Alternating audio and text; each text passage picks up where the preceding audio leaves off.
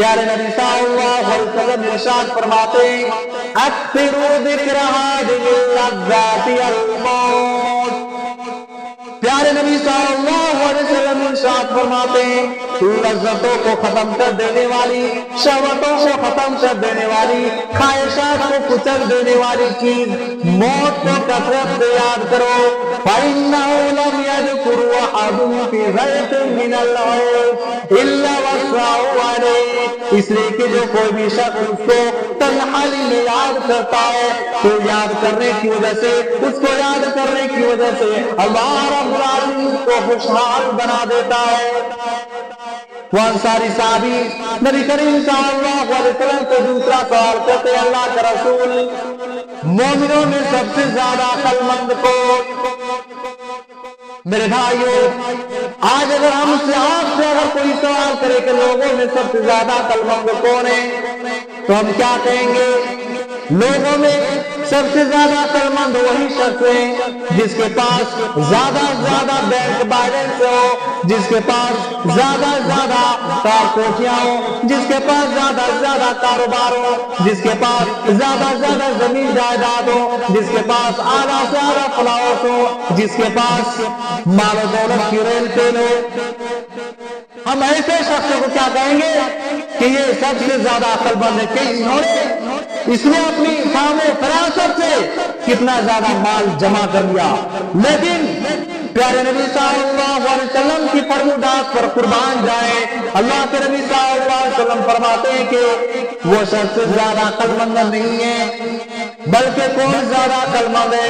عقل مند تو ہے اکثرهم للموت ذکرا واحسنهم لما بعده استعدادا اولئک الاکیاس۔ پیارے نبی صلی اللہ علیہ وسلم فرماتے ہیں مومنوں میں لوگوں میں سب سے زیادہ عقل مند انسان ہوئے جو موت کو زیادہ سے زیادہ یاد کرنے والا ہو اور موت کے بعد آنے والے مراحل کے لیے، موت کے بعد آنے والی منزلوں کے لیے زیادہ سے زیادہ تیاری کرنے والا ہو۔ وہ شخص سب سے زیادہ وہی شخص لوگوں میں سب سے زیادہ عقل مند ہے۔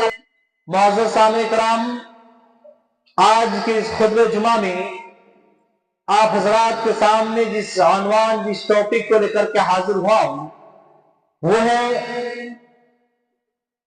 آخر ہم موت سے غافل کیوں ہیں؟ میرے بھائیوں یہ بات مسلم اور حقیقت ہے کہ ہمیں ایک دن اس دار فانی کو چھوڑ کر کے جانا ہے۔ ہر نفس کو، ہر انسان کو موت کا کڑوا گھونٹ، موت کا جام پینا ہے۔ کل نفس ذائقۃ الموت۔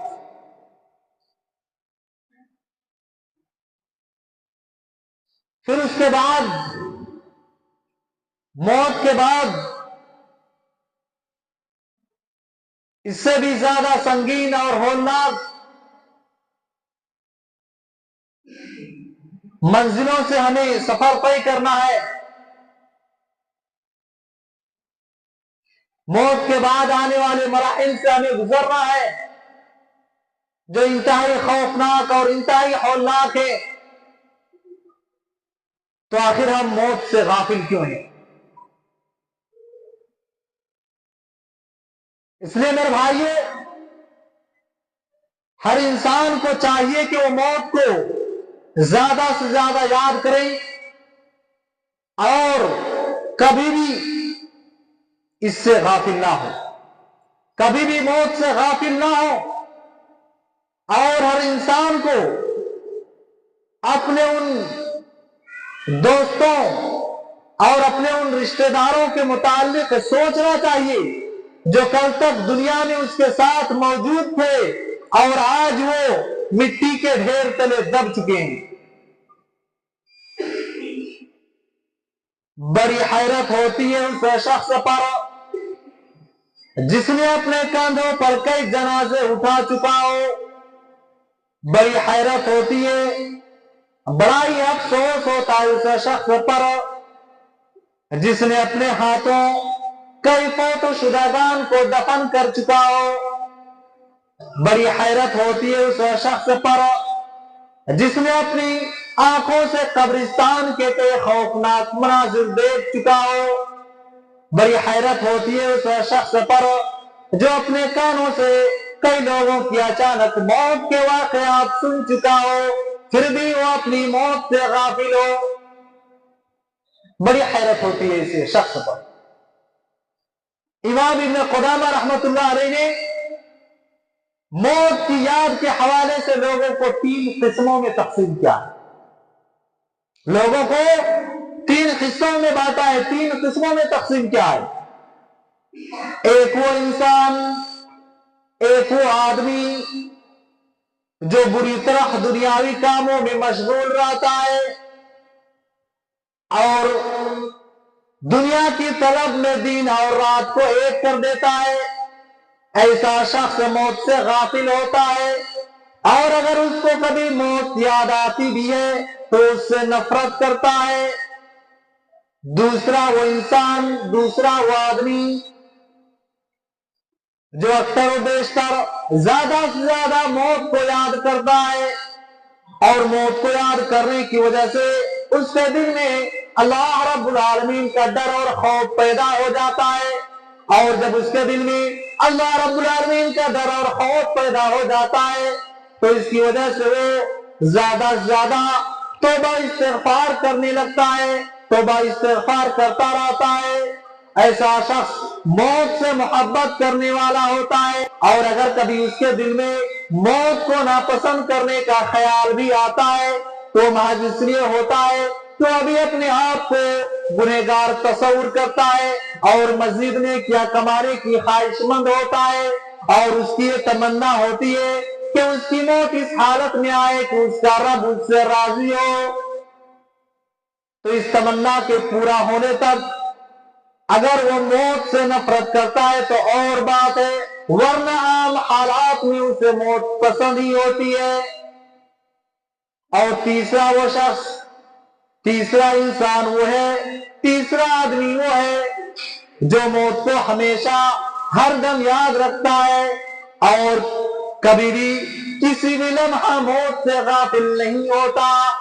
ऐसा शख्स अल्लाह रब्बुल आलमीन से मुलाकात करने का मुतमन्नी होता है ताकि वो दुनियावी परेशानियों से निजात पा करके, दुनिया की तकलीफों से, दुनिया की परेशानियों से निजात पा करके जल्द से जल्द नियामतों वाले घर में जा पहुंचे।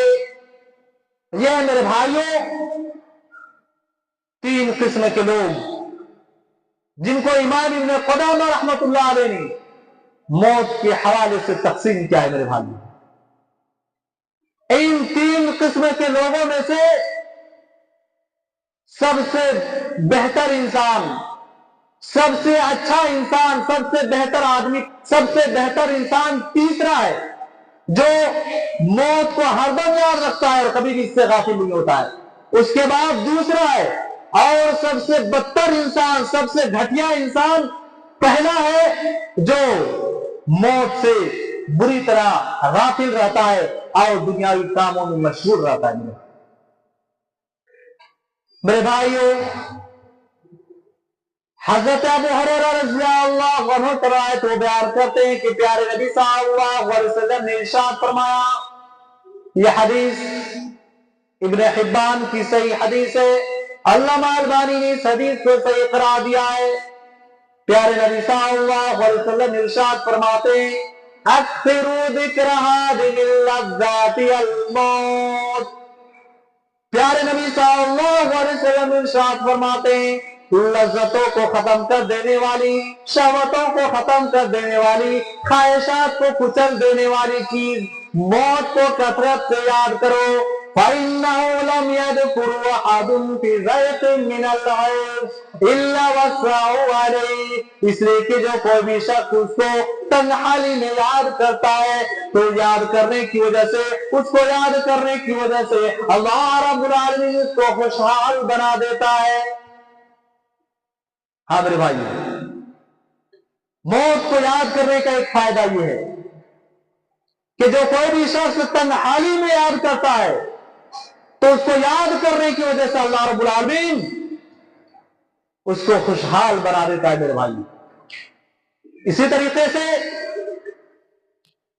حضرت عبداللہ بن عمر رضی اللہ عنہ روایت وہ بیان کرتے ہیں کہ میں اللہ کے نبی صلی اللہ علیہ وسلم کے ساتھ تھا کہ اچانک ایک انصاری صحابی نبی کریم صلی اللہ علیہ وسلم کے پاس آئے اور آ کر کے انہوں نے اللہ کے نبی صلی اللہ علیہ وسلم کو سلام کہا اور سلام کرنے کے بعد وہ انصاری صحابی پیارے نبی صلی اللہ علیہ وسلم سے سوال کرنے لگے، دریافت کرنے لگے، پوچھنے لگے اللہ کے رسول مومنوں میں سب سے افضل کون، مومنوں میں سب سے زیادہ اچھے کون ہیں، سب سے زیادہ افضل انسان، سب سے زیادہ افضل آدمی کون ہے؟ اللہ کے نبی صلی اللہ علیہ وسلم کیا جواب دیتے ہیں؟ احسنهم اخلاقا، ان میں سے جن کے اخلاق سب سے زیادہ اچھے ہوں، جن کے اخلاق سب سے زیادہ بلند ہو، جن کے اخلاق سب سے زیادہ اعلیٰ ہوں. اس انصاری صحابی نے کیا سوال کیا؟ اللہ کے رسول مومنوں میں سب سے افضل انسان کون ہے؟ اللہ کے نبی صلی اللہ علیہ وسلم نے کیا جواب دیا؟ ان میں سے جن کے اخلاق سب سے زیادہ بہتر ہوں، جن کے اخلاق سب سے زیادہ اچھے ہوں. اخلاق کس چیز کو کہا جاتا ہے؟ یعنی جن کی گفتار، جن کی ویوہار، جن کا لوگوں کے ساتھ اٹھنا بیٹھنا، لوگوں کے ساتھ معاملہ کرنا انتہائی احسن انداز میں، انتہائی بہتر طریقے سے ہو.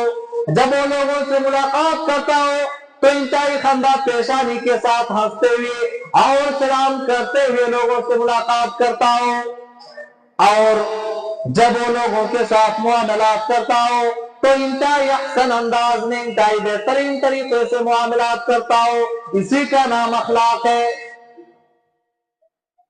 لیکن افسوس کا مقام ہے میرے بھائیوں کہ آج اگر ہم اپنے سماج اور معاشرے کا جائزہ لیں، اپنے سماج اور معاشرے کے اوپر ایک پائرانہ نظر دوڑائیں تو ہمیں یہ بات معلوم ہوگی کہ آج ہمارے سماج اور معاشرے سے آہستہ آہستہ اخلاق کے اندر گراوٹ پائی جا رہی ہے.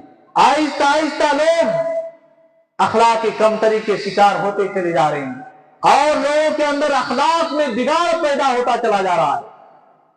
آج بڑے چھوٹوں کی عزت نہیں کر رہے، چھوٹے بڑوں کی عزت نہیں کر رہے. کوئی بزرگ، کوئی عالم، کوئی صاحب علم آئے یا جائے، گانا بج رہا ہے، ایک دوسرے کے اوپر غلط غلط کلمات اور فاحش کلمات گالیاں بک رہی. کوئی آئے یا جائے، کسی سے کوئی مطلب نہیں. میرے بھائیو، آج ہمارے سماج اور معاشرے کے اندر سے، آج خصوصاً مسلمانوں کے اندر سے اخلاق کا جنازہ اٹھتا چلا جا رہا. لوگ اخلاق کی کمتری کے شکار ہوتے چلے جا رہے ہیں.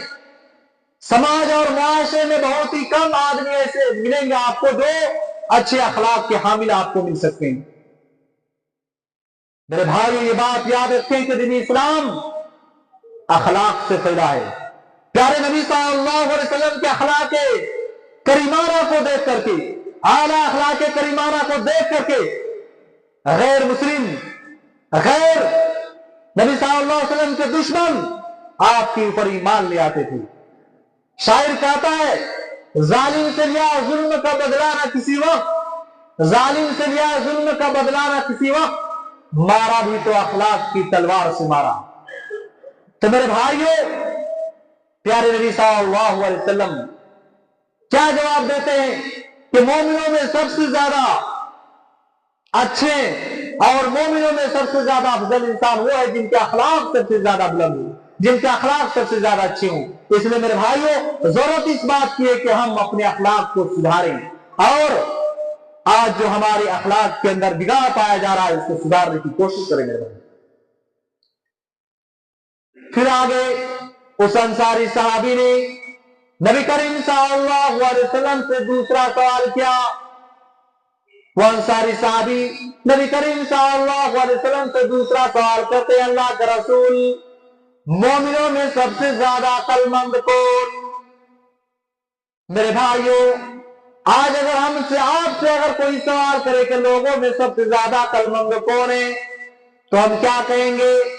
لوگوں میں سب سے زیادہ عقل مند وہی شخص ہے جس کے پاس زیادہ سے زیادہ بینک بیلنس ہو، جس کے پاس زیادہ سے زیادہ کار کوٹھیاں ہو، جس کے پاس زیادہ سے زیادہ کاروبار ہو، جس کے پاس زیادہ سے زیادہ زمین جائیداد ہو، جس کے پاس اعلیٰ سے اعلیٰ فلاورس ہو، جس کے پاس مال و دولت کی ریل ٹیل ہو۔ ہم ایسے شخصوں کو کیا کہیں گے کہ یہ سب سے زیادہ عقل مند ہے، کہ اس نے اپنی فہم و فراست سے کتنا زیادہ مال جمع کر لیا۔